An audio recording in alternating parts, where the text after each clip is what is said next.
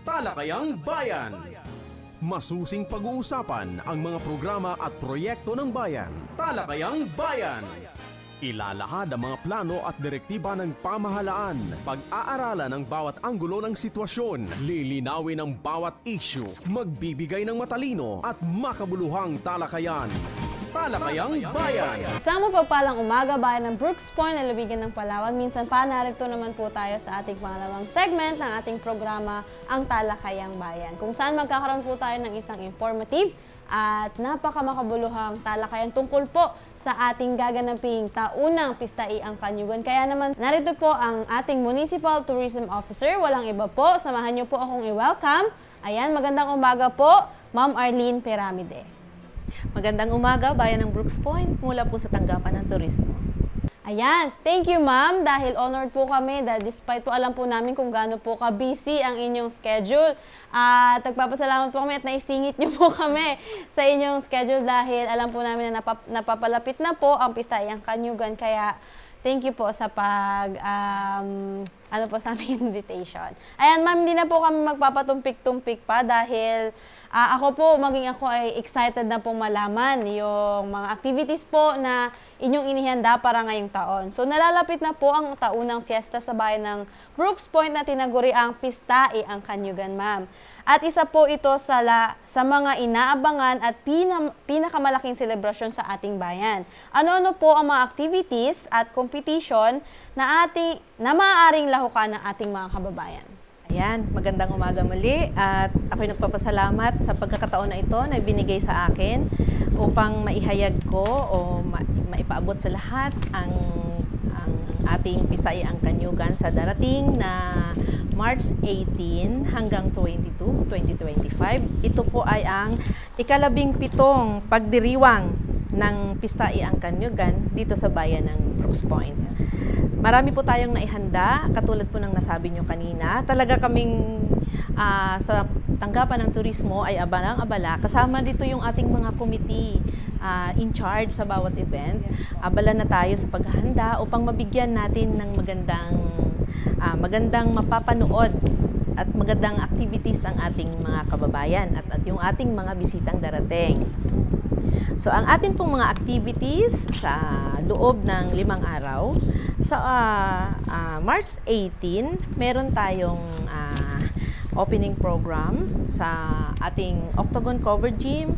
But before that, meron muna tayong motorcade ng ating mga candidates for Mutianong Brooks Point 2025.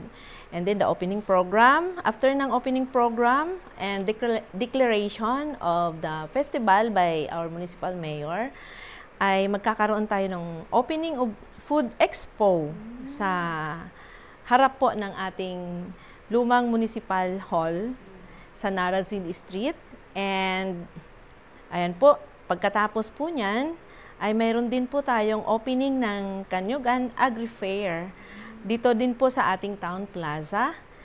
Dito po ay makikita ninyo ang ating mga iba't ibang produkto na gawa sa nyog at ang ating mga iba't ibang agri-products at mga handicraft at ang ating mga plantitas sa kanilang mga magagarang halaman. And after that, alauna ay magkakaroon tayo ng Coco Olympics kung saan ay ang ating mga magsasaka ang ating mga magniniyog ay magkakaroon ng mga palaro na gamit ang mga iba't ibang bahagi kasama ang bunga ng niyog. Yan, magandang tunghayan po natin ito dahil napakasaya. At sa gabi naman ay magkakaroon tayo ng Pistaiang Sining na kung saan ang ating mga talento o magagaling natin na mga talento dito sa bayan ng Brooks Point, katulad sa pagkanta, sayaw at sa iba't ibang sining, ay mapapanood naman natin ito sa Octagon Covered Gym sa Plaza. And then, sa March 19, ito po yung ating St. Joseph Husband of Mary Feast.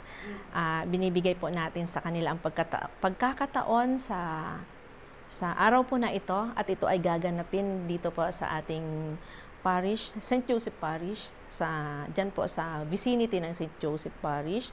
And sa gabi naman, meron tayong hobby festival competition. Ito po yung mga designers competition na kung saan i-show natin yung mga iba't ibang gawa ng ating mga designers, damit, gown, nagawa po sa iba't ibang bahagi rin ng ating niyog. Ayan, masaya po yan, napakaganda. Ang gagaling ng ating mga designers dito sa bayan ng Brooks Point. Sa March 20, magkakaroon po tayo ng Coco Culinary and Delicacies Contest na kung saan ito po ay yung magagaling na chef or matatawag kong chef dito sa bayan ng Brooks Point, ano, magkakaroon sila ng contest sa iba't ibang menu na coconut-based menu. So, mayroon yon. At sa ngayon ay medyo nagkaroon ng bagong innovative ang committee ng activity na ito sa pangunguna ng MPDO. Mayroon silang mga bagong innovations at may bago tayong sponsor dito, yung ating Petron Gasol. Talagang gusto nilang sponsor yung ano na to, sakto naman sa kanilang produkto. So, tutulong sila sa atin sa activity na to. Medyo surprise ng activity na to kasi may mga bago silang innovations. And sa gabi naman, mayroon tayong Battle of the Champions. Ito ay ang singing contest. Dito na maglalabanan tayo ng yung mga magagaling nating mga manganganta. Hindi lamang sa bayan ng Brooks Point, kundi sa iba't ibang munisipyo ng Palawan. Yes, basta sa Palawan lang. So mayroon tayong 15 contestants, magagaling na mga singers na maglalaban-laban dito sa Battle of the Champions sa Octagon Plaza din natin to. And sa March 21 naman, meron tayong preliminary competition ng ating mutya ng Brooks Point, pero ito po ay medyo exclusive dahil ito po ay gaganapin sa medyo exclusive na area. Pero sa gabi naman ay matutunghayan nyo sila. Sa gabi, ganap na ikapito sa Octagon Covered Gym. Tunghayan po natin ang mutya ng Brooks Point 2025, yung ating mga magagandang dilag sa bayan ng Brooks Point. Mga taga Brooks Point lang po yung ating mga candidates. 13 po yan. And kasama na rin dyan sa activities na yan sa 21, yung ating judging of online events. Kasama dyan yung Reels, Digital Poster Making Contest. I-judge po natin yan sa conference hall ng HRMO sa bagong munisipyo natin. Sa bagong municipal hall. Yan. And sa 22 naman, yung ating Caro competition sa ganap na 8 ng umaga, nasa assembly area na sila. Para sa ganap na 10 ng umaga, i-judge na natin ang ating mga karo. And doon po ito sa sports complex, doon yung kanilang assembly area. And sa ganap na 1 ng hapon, sa 22 po ito ng March, ay ang ating Grand Festival and Civic Parade, kung saan ipaparade natin ang ating mga karo after na i-judge, at ang general public. Kasama po dyan lahat ng barangays, organizations, mga private sectors.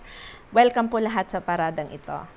At magsisimula po ito doon sa ating rotonda, sa Barangay Pangubilyan, at magtatapos po ito sa ating Octagon Covered Gym, na kung saan ay magkakaroon tayo ng maiksing programa sa pagkatapos ng parade.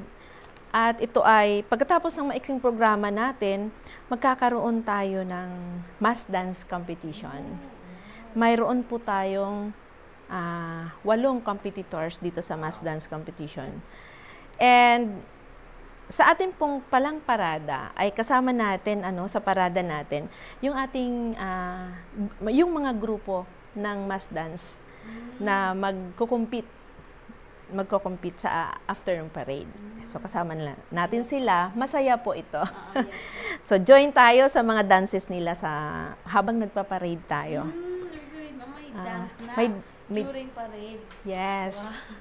May dance yung ating mga grupo na nakasali sa mass dance competition. So, pwede tayong mag-join, pwedeng mag-picture, pwedeng naka-selfie, pero background natin is yung ating mga naka-costume na mass dancers.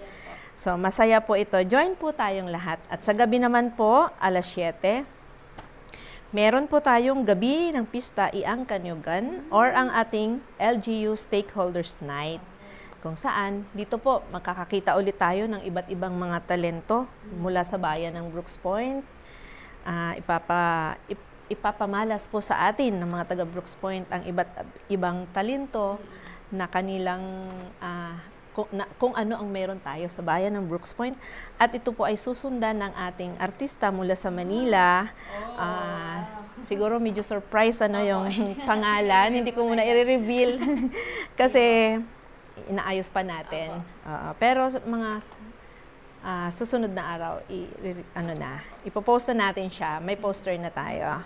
Ayan, ay sa ganap na 7:00 din ng gabi sa Octagon Cover Gym.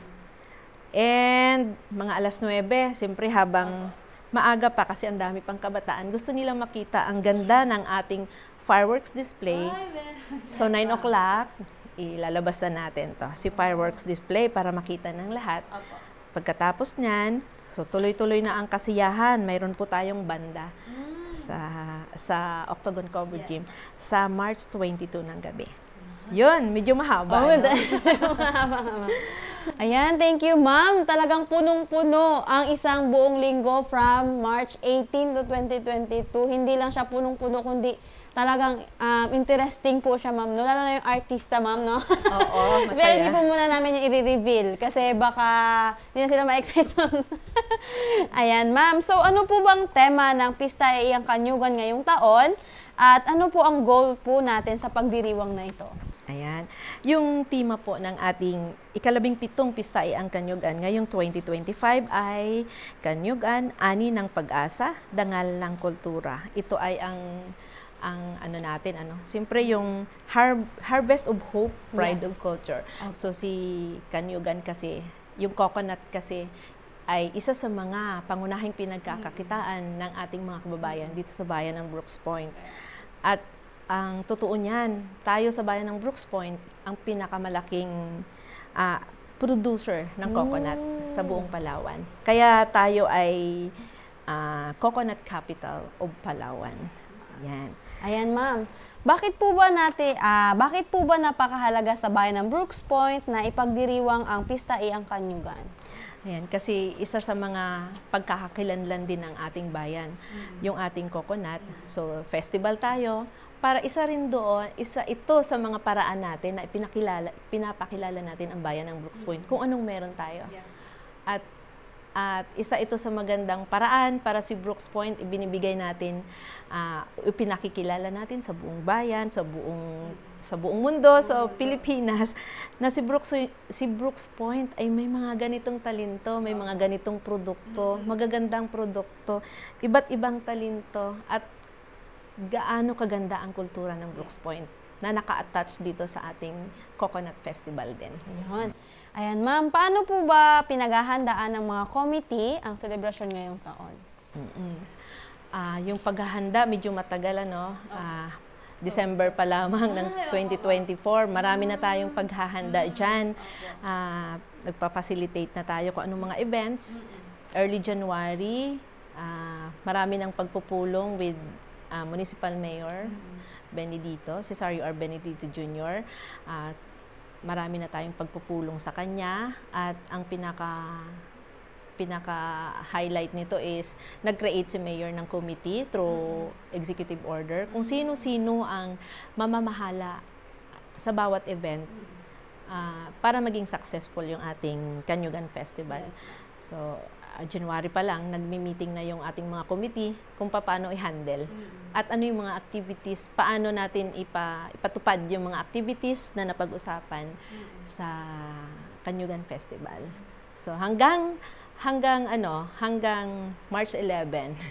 So nag-meeting pa si committee. Talagang maliban sa meeting, mayroon pa sa GC, doon nag-uusap kung paano ayusin yung pagpapatakbo ng Kanyugan Festival sa darating na March 18 hanggang 22. Talaga, ma'am, nakaraang 2025 pa ang event, pero 2024 pinaghahandaan nyo na po. Yes, ito, po, ma'am. yes. Grabe po. Ayan, ma'am. So, may mga activities po ba tayong isasagawa upang bigyang parangal ang mga magsasaka ng niyog sa bayan? Ayan, mayroon talaga kasi itong ating activities ay nakafocus sa ating mga magsasaka. So, ang una dyan, yung maglalaro ng Coco Olympics, ay sila talaga yung magsasaka ng niyog. So, sila maglalaro, sila yung yung bowling na nyog ang ginagamit.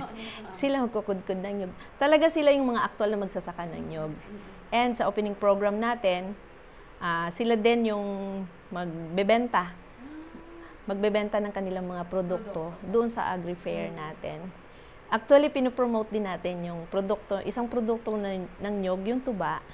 Yes, ma'am. Oo, so masarap yung tuba. So, yung mga farmers din natin ang magpo-promote nun during the opening program. Yan, thank you, ma'am. Napakaganda po ninyo. So, paanong paraan po ba natin maipapakita at mahihikayat ang ating mga kababayan na patuloy na suportahan ang pagnyunyugan? Ay, ganito, ang pagnyunyugan talaga is napakalaking bahagi sa buhay ng taga Brooks Point. Kaya tayo ay full support, ang ating local government unit ay full support talaga dito sa mga magsasaka ng nyog sa ating bayan. At yung proper coordination at linkage din natin with the Philippine Coconut Authority. So, kaya yung mga programa natin, hindi talaga nawawala yung pagtulong ng ating LGU sa mga magsasaka. Kasama na yung sa mga magsasaka ng nyog.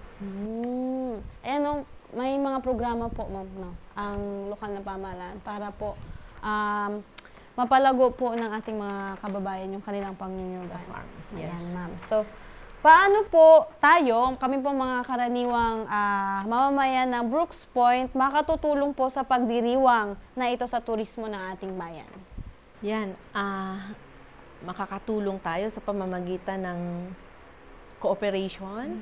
Punta po tayo, panuorin natin, saksihan natin, makisaya tayo.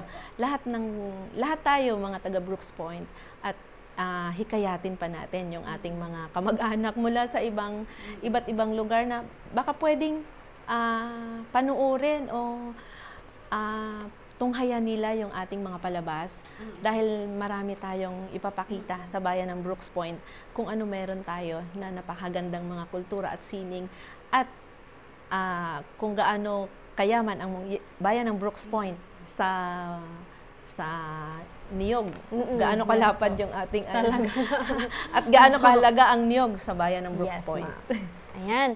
So, malaking bagay po na mayroon po ang ating bayan na tourism plan, ma'am. Ayan. Maaari niyo po bang ibahagi sa ating mga kababayan ang pinagdadaanan po ng inyong tanggapan upang mabuo po ito? Ayan, si Municipal Tourism Development Plan. Sobrang halaga ito sa bawat munisipyo, sa bawat tourism industry ng bawat munisipyo. Medyo mahaba ang pinagdaanan ni Municipal Tourism Development Plan bago natin ito natapos. Dumaan tayo sa mga konsultasyon, sa meeting, dumaan tayo sa konsultasyon, hindi lamang sa mga expert, kasama na rin konsultasyon sa mga farmers at sa mga stakeholders para makuha natin yung tamang plano, magawa natin yung tamang plano kung ano ang gusto natin sa ating tourism industry dito sa bayan ng Brooks Point. Kaya medyo matagal natin ito ginawa, pero hindi ito tumagal na ipa-approve natin dahil nung makita ito ni Mayor at in-endorse niya na sa Sangguniang Bayan for approval, approve po ito kaagad.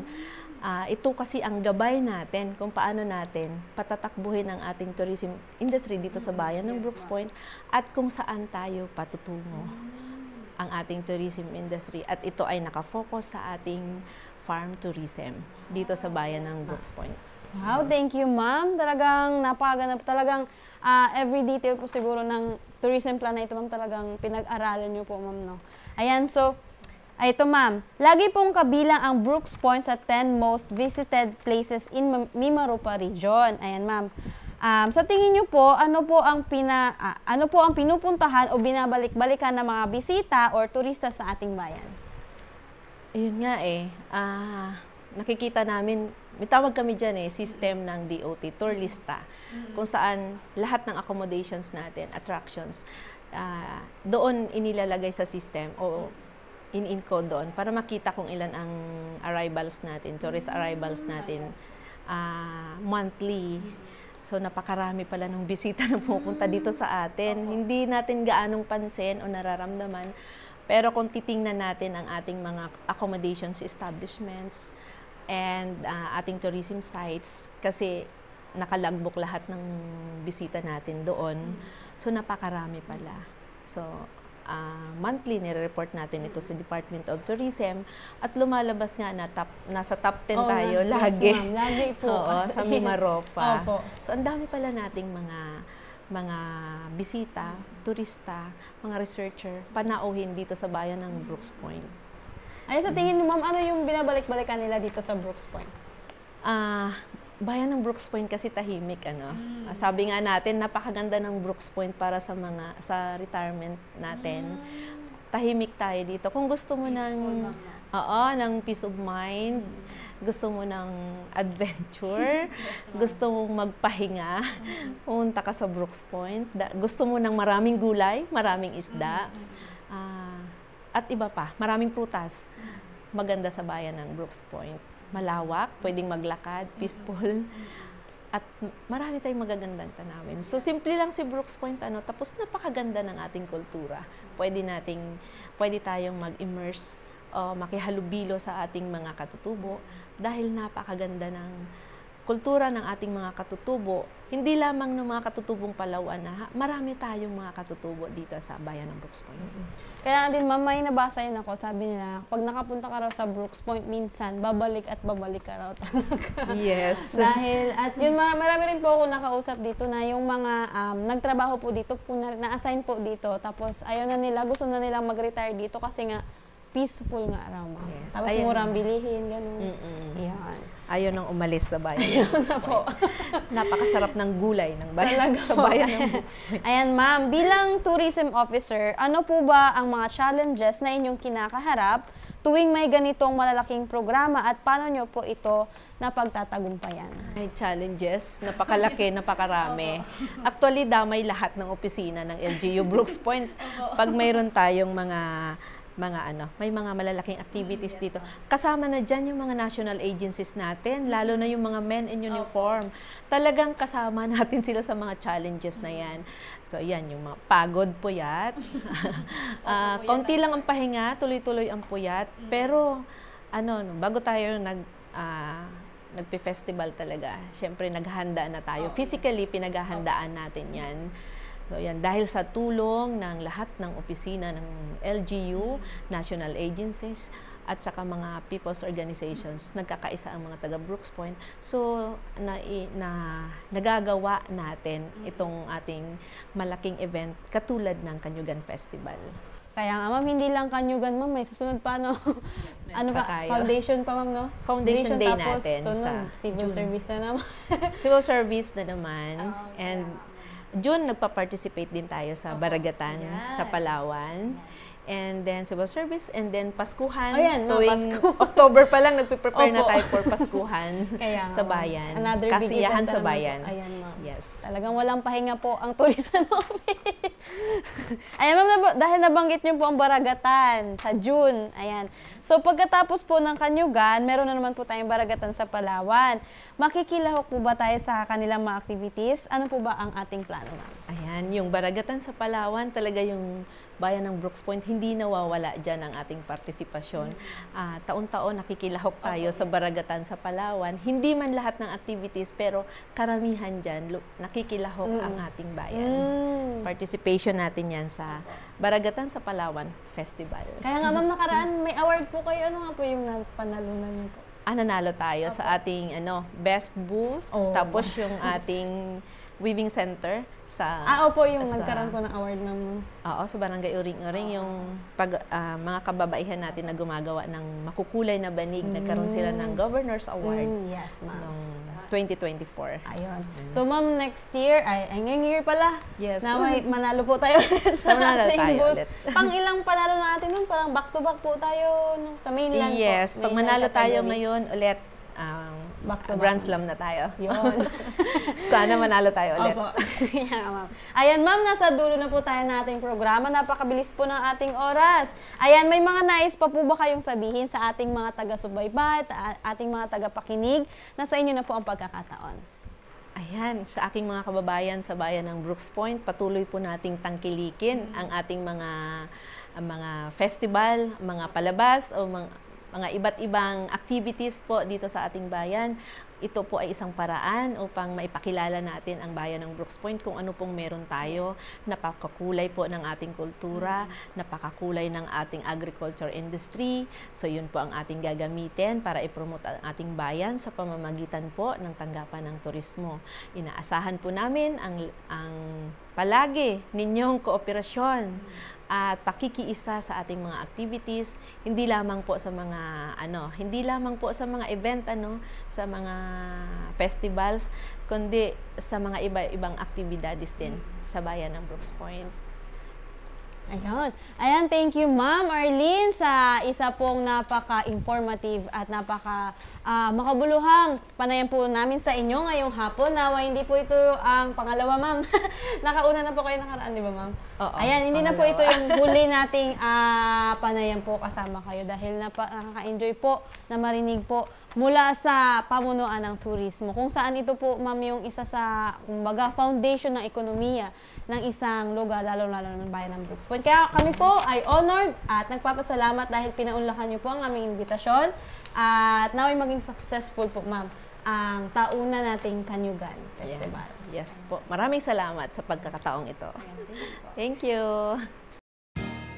Talakayang Bayan. Masusing pag-uusapan ang mga programa at proyekto ng bayan. Talakayang Bayan. Ilalahad ang mga plano at direktiba ng pamahalaan. Pag-aaralan ang bawat anggulo ng sitwasyon. Lilinawin ang bawat issue. Magbibigay ng matalino at makabuluhang talakayan. Talakayang Bayan.